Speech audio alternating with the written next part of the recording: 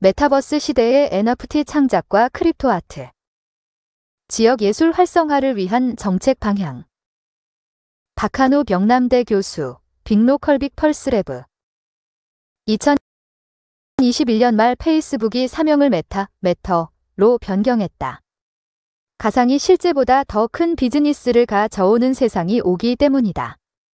페이스북은 실명 기반의 소셜 네트워킹 서비스로 처음부터 시작하였다.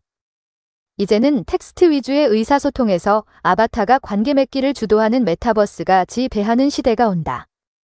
바이든 미국 대통령은 닌텐도 이용자들과 소통하기 위해 게임 메타버스에 들어가 아바타로 등장해 선거 캠페인을 시도했다. 2022년이 시작되자 마이크로소프트 독의 임회사 블리자드를 인수하면서 메타버스 비즈니스를 위한 미래 기차에 탑승했다. 월마트 역시 메타버스 쇼핑에 대비하여 상표 출원 등을 계획하고 있다. 메타버스는 가장 많이 등장하고 주목받는 단어가 되었다. 메타버스 시대가 되면 전통적 방식의 예술 행위는 NFT, 난펀저벨 토큰 기반의 디지털 예술로 대전환될 것이다. NFT를 우리말로 번역하면 대체 불가 토큰이다. 번역하고 나니 한국어가 영어보다 더 난해하다. 그래서 그림이를 통해서 좀 더 쉽게 풀어보자. 현금, 골드바, 내 자동차, 반고흐 초상화, 우리 집 등은 실체가 있는 유형의 텐저벨, 자산이다. 하지만 비트코인, 이더리움, 마일리지 포인트, 고양이 이미지, 시자 로고 등은 물리적 형태가 없이 딘텐저벨, 존재한다. 그리고 현금, 골드바, 비트코인, 이더리움, 마일리지 포인트는 동일한 자산끼리 교환을 한다고 해서 그 가치가 증가하거나 감소하지 않는다. 다시 말해서 내 돈 1,000원을 상대방에게 주고 상대방이 가진 1,000원을 받아도 무방하다. 따라서 대체 가능한 펀저벨, 자산이다. 그런데 고양이 이미지, 시자 로고, 내 자동차, 반고흐 초상화, 우리 집은 이 세상에 한 개밖에 없으니 대체 불가한 인펀저벨, 자산이다.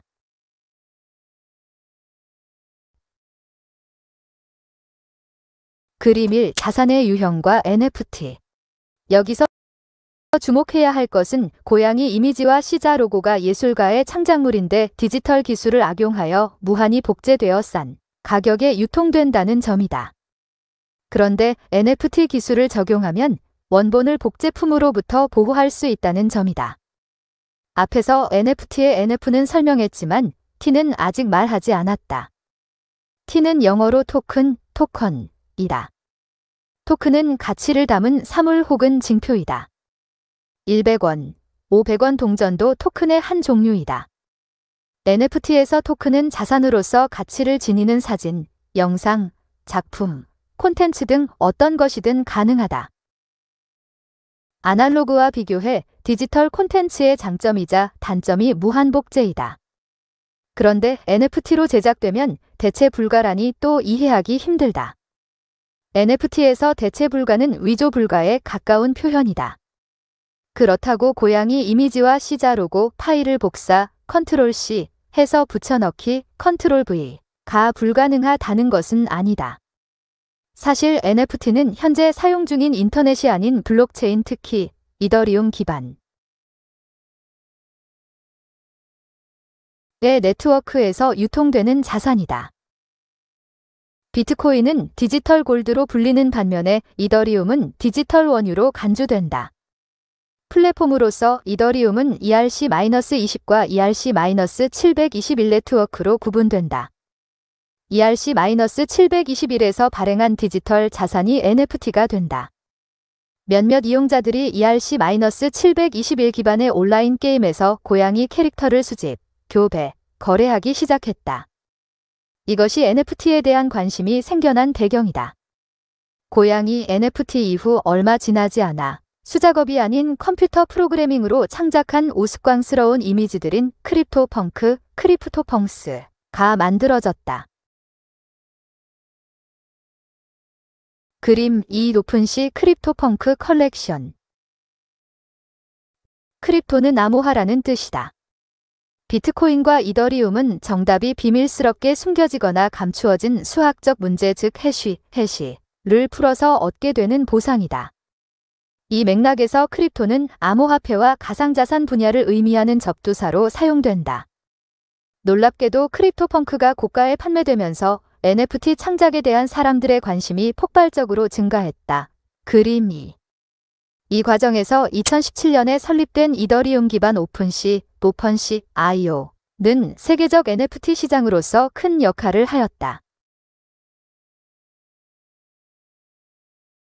NFT가 창작물이 블록체인 환경에서 생산 및 판매가 가능하도록 하면서 그 활용법도 다양화해지고 있다.